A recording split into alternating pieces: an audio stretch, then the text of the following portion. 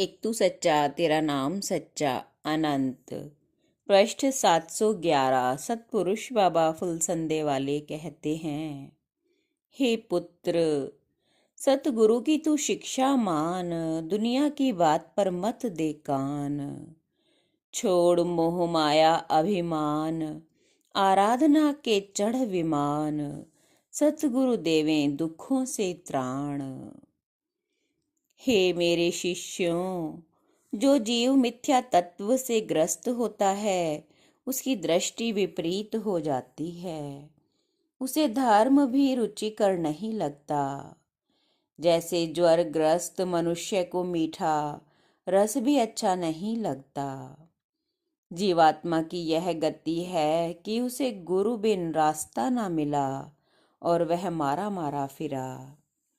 मिथ्या दृष्टि जीव तीव्र कषाय से पूरी तरह आविष्ट होकर जीव और शरीर को एक मानता है।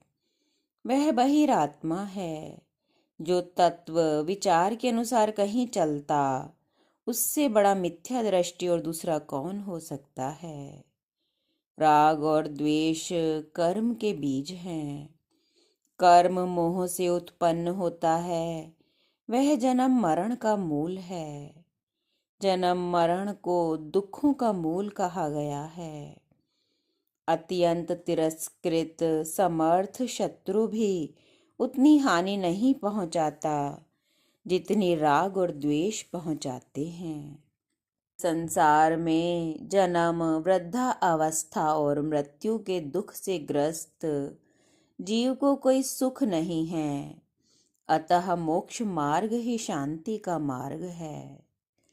यदि तू घोर भवसागर के पार तट पर जाना चाहता है तो हे सुमते, शीघ्र ही तप संयम रूपी नौका को ग्रहण कर। कल्याण का नाश करने वाले चरित्र आदि गुणों के विनाशक अत्यंत भयंकर राग द्वेष रूपी पापों के वश में तू मत होना। साधारण जीव और देवताओं को भी काम भोगों की अभिलाषा से शाश्वत दुख उत्पन्न होता है। वीतरागी पुरुष उस दुख से पार हो जाता है। जिससे बैराग होता है, ऐसे ब्रह्म मार्ग का आदर पूर्वक आचरण करना चाहिए।